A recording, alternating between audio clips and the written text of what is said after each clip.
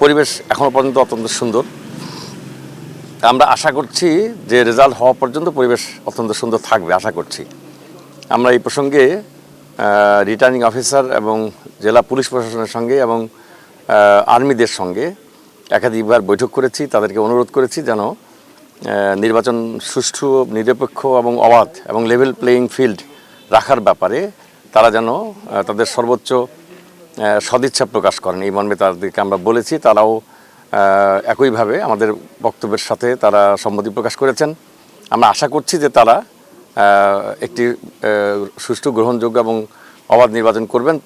এখন পর্যন্ত আমি কোনো শঙ্কা দেখছি না, তবে গতকাল রাত্রে আপনার খবর পেয়েছেন কিনা জানি না, একটি দলের কর্মীরা সনাতন ধর্মী এলাকায় যে ককটেল পটকা ফটিয়েছে, তারা লিফলেট দিয়েছে, বিভিন্ন জায়গায় ভয়ভীতি দেখিয়েছে। সেটা ভোটের সুষ্ঠু পরিবেশকে নষ্ট করার একটা চক্রান্ত।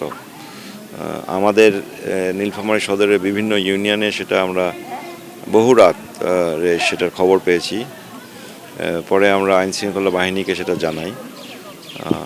তবে আশা করি দিনের বেলায় সেগুলো কিছু হবে না। এখন পর্যন্ত এখানে পরিবেশ ঠিক আছে।